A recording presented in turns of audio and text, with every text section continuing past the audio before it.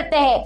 आज हम जिनकी बात करने जा रहे हैं उन्होंने कहा है, अगर आपके पास कोई लक्ष्य है, अगर आपको कोई चीज हर हाल में चाहिए तो उसे पाने के लिए आपके सामने कई मुश्किलें आएगी, लेकिन आपको हार नहीं माननी है, उसे चीर कर आगे बढ़ना है। आज हम बात करने जा रहे हैं एक ऐसे आदमी की जिसने एक दिन में 22-22 घंटे काम किया है, जिसने अपनी 12 साल की उम्र में ही एक गेम बना डाला और उसे $500 में बेच भी डाला, जिसने अपनी स्कूल के लाइब्रेरी की सारी बुक्स खत्म कर डाली थी और जो अभी मानव जाति को मार्स पर बसाने की कोशिश में है।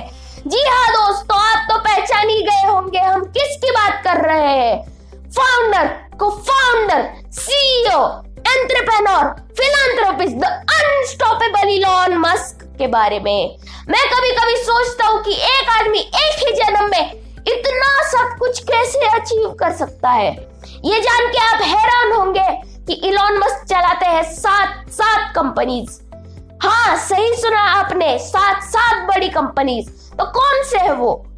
पहली टेस्ला, दूसरी स्पेसएक्स, तीसरी न्यूरालिंक, चौथी हाइपरलूप, पांचवी ओपन एआई और 6 द सोलर सिटी और 7 द बोरिंग कंपनी।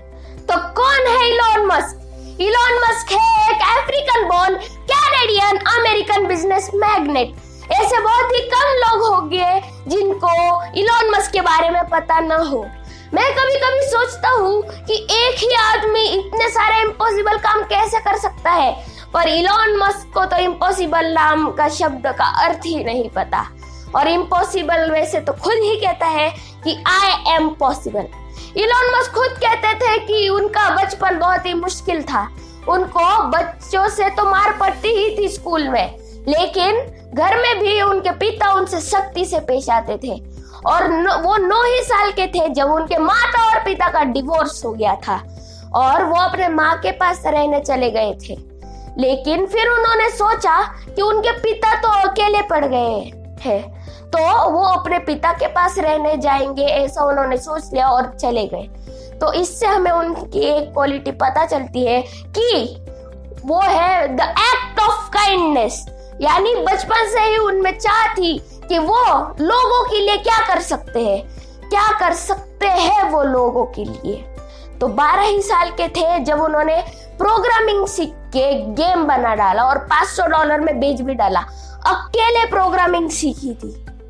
देखो क्या गजब का आदमी है यार। तो उनको एक प्रोग्रामिंग मैनुअल मिला था जिनको उन्होंने 6 महीने की बजाय 3 दिन में बिना कुछ खाए पिए और बिना सोए पढ़कर खत्म कर डाला था। और उन्होंने अपने स्कूल के लाइब्रेरी की भी सारी बुक्स खत्म कर डाली थी। इस कदर खत्म कर डाली कि सिर्फ इलॉन के लिए स्कूल वालों को और बुक्स मंगानी पड़ी लाइब्रेरी में। तो क्या सीखना चाहिए हमें इनसे? क्या क्वालिटीज लेनी चाहिए? फिर जब उनकी पढ़ाई खत्म हो गई और वो अपनी इंटर्नशिप खत्म करके वापस लौटे, फिर उन्होंने सोचा क्या वो गेमिंग इंडस्ट्री में जाके गेम बनाए या अपना खुद ही का एक स्टार्टअप खोले। तो उन्होंने बहुत विचार किया। फिर उन्होंने सोचा कि अगर वो गेमिंग इंडस्ट्री में जाएंगे तो लोगों की मदद नहीं कर पाएंगे। तो इससे हमें उनका दिखता है फार विजनरी, फ्यूचरिस्टिक विजन।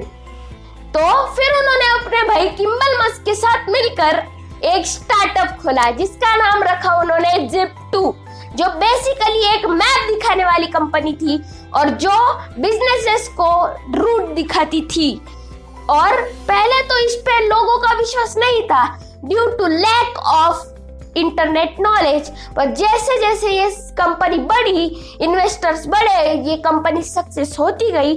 उसके बाद कॉम्पैक्ट कंप्यूटर्स नाम के एक पीसी बनाने वाली कंपनी ने इसको $307 मिलियन में खरीद लिया था और उसमें से इलॉन को मिले थे $22 मिलियन। 28 की उम्र में ही अपने इलॉन भैया बन चुके थे करोड़पति।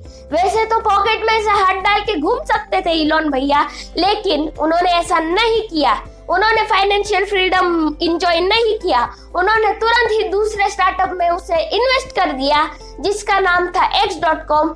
वो थी एक बेसिकली एक ऑनलाइन ट्रांजैक्शन कंपनी वो पहले तो प्रॉफिट नहीं कमा पाई, पर बाद में जब उन्होंने अपने सॉफ्टवेयर में सिक्योरिटी अपडेट्स लाए तो लोगों का भरोसा उस कंपनी पे बढ़ गया और वो ट्रांजैक्शन करने लगे और फिर ये कंपनी प्रॉफिट कमाने लगी थी।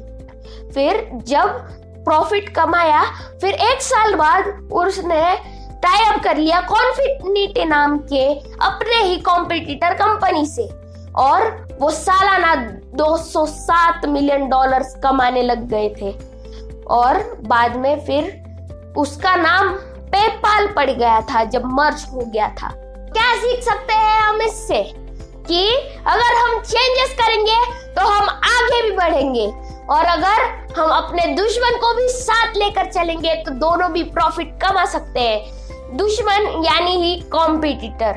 और अगर आप अपने बिजनेस में रिलेशन अच्छे रखोगे तो आपका बिजनेस भी आगे रखेगा, यानी ही अगर आप रखोगे अपने बिजनेस में अच्छे रिलेशन तो ही होगी आपकी प्रोग्रेशन।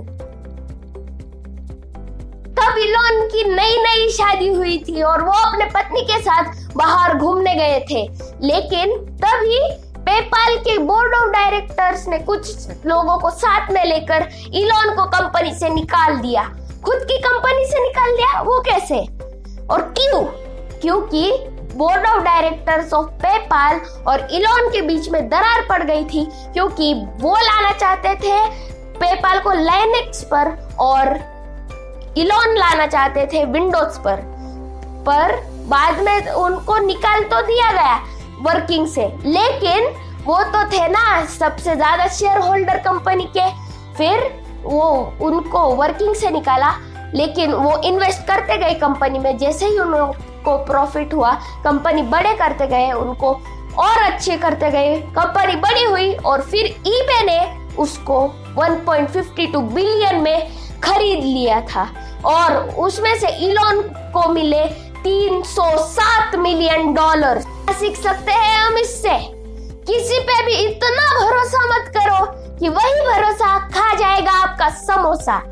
दूसरा, एक कोलैप्स करो, टाई अप्स करो, लेकिन किसी हद तक करो और हॉलीडेज में किल यू। एक में मस्क ने जितना भी पैसा कमाया था उससे मेजर पार्ट $100 मिलियन उन्होंने स्पेसएक्स नामक कंपनी में इन्वेस्ट कर दिया था और एक क्रेजी अनाउंसमेंट कर दी थी। रुके नहीं, एक क्रेजी अनाउंसमेंट की वो मार्स पर सिविलाइजेशन करेंगे। उनका ना माइंडसेट ही कुछ अलग था यारो, अलग ही क्रेजी माइंडसेट था, क्रेजी आदमी थे इलॉन मस्क। और ये हमेशा याद रखो कि people creates history and intelligent people just spend time in reading it। पहले 3 लॉन्च तो फेल हो गए। उनको एक इंटरव्यूअर ने पूछा कि क्या आप अब गिव अप कर देंगे, पर इलॉन मस्क ने क्या कहा ये आप खुद ही देख लीजिए। You had that third failure in a row. Did you think I need to pack this in? Never. Why not? I don't ever give up. तो 2008 में उनका फैल्कन 1 तो सक्सेसफुल रहा, लेकिन उनको रियल सक्सेस तब मिली जब उनका रियूजेबल रॉकेट्स का प्लान सक्सेसफुल हुआ। 2008 में इलॉन ने टेस्ला में भी इन्वेस्ट किया, लेकिन तब टेस्ला का फाइनेंशियल क्राइसिस चल रहा था और वो समय इलॉन का सबसे मुश्किल समय था, क्योंकि उनके पास कंपैरेटिवली पैसे कम थे और उन्होंने सोचा अगर मैं स्पेसएक्स में इन्वेस्ट करूंगा तो टेस्ला खत्म हो जाएगा और अगर टेस्ला में इन्वेस्ट करूंगा तो स्पेसएक्स, और अगर दोनों में कर दूंगा तो कोई गारंटी नहीं है कि दोनों भी कंपनी बच सके।